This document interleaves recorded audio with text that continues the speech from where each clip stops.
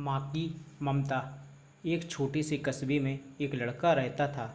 बचपन में ही पिता की मृत्यु हो जाने के कारण परिवार की आर्थिक स्थिति बड़ी दयनीय थी। उसकी माँ कुछ पढ़ी लिखी ज़रूर थी, लेकिन उतनी पढ़ाई से नौकरी कहाँ मिलने वाली थी। सो घर घर बर्तन मांजकर, सिलाई बुनाई का काम करके किसी तरह अपने बच्चे को पढ़ा लिखा रही थी। लड़का स्वभाव से थोड़ा शर्मीला था और अक्सर चुपचाप बैठा रहता था। एक दिन जब वो स्कूल से लौटा तो उसके हाथ में एक लिफाफा था। उसने माँ को लिफाफा पकड़ाते हुए कहा, माँ, मास्टर साहब ने तुम्हारे लिए ये चिट्ठी भेजी है, ज़रा देखो तो इसमें क्या लिखा है।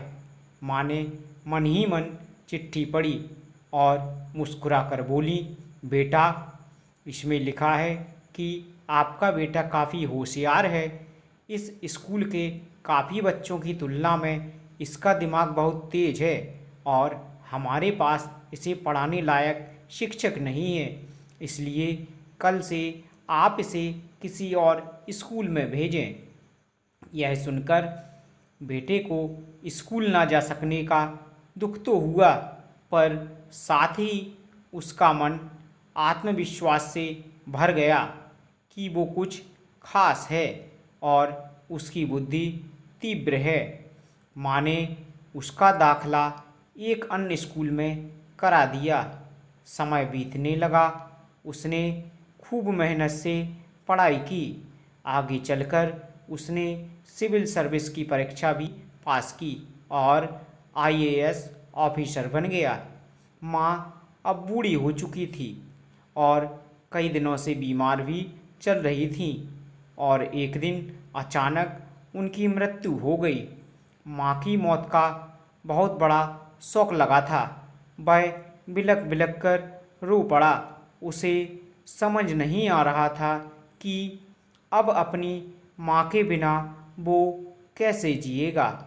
रोते रोते ही उसने माँ की पुरानी अलमारी खोली और हाथ में उसकी माला, चश्मा और अन्य वस्तुएं लेकर चूमने लगा। उस अलमारी में पुराने खिलौने और बचपन के कपड़े तक संभाल कर रखे हुए थे। वह एक एक कर सारी चीज़ें निकालने लगा और तभी उसकी नज़र एक पुरानी चिट्ठी पर पड़ी। दरअसल ये वही चिट्ठी थी जो मास्टर साहब ने उसे 18 साल पहले दी थी। बेटा नम आँखों से उसे पढ़ने लगा।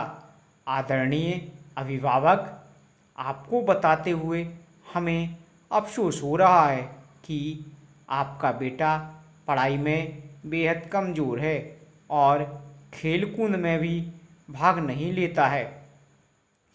जान पड़ता है कि उम्र के हिसाब से उसकी बुद्धि विकसित नहीं हो पाई है, अतः हम इसे अपने विद्यालय में पढ़ाने में असमर्थ हैं। आपसे निवेदन है कि आप अपने बेटे का दाखला किसी मंदबुद्धि विद्यालय में कराएं अथवा खुद घर पर रखकर इसे पढ़ाएं। सादर प्रिंसिपल। यह पढ़कर वह जानता था कि भले ही अब उसकी माँ इस दुनिया में नहीं रही, पर वो जहाँ भी रहें उनकी ममता, उनका आशीर्वाद सदा उस पर बना रहेगा। दोस्तों, भगवान सभी जगह नहीं हो सकते, इसलिए उसने माएँ बनाई। माँ से बढ़कर त्याग और तपस्या की मूर्त भला और कौन हो सकती है। हम पढ़ लिख लें, बड़े होकर कुछ बन जाएं, इसके लिए वो चुपचाप ना जाने कितनी कुर्बानियाँ देती है। अपनी ज़रूरतें मारकर हमारे शौक़ पूरा करती है। यहाँ तक कि संतान बुरा व्यवहार करे तो भी माँ उसका भला ही सोचती है। सचमुच माँ जैसा कोई नहीं हो सकता। दोस्तों, वीडियो अच्छी लगी हो लाइक करें, शेयर करें, चैनल को सब्सक्राइब करें। मिलते हैं अगले वीडियो में इसी के साथ। जय हिंद।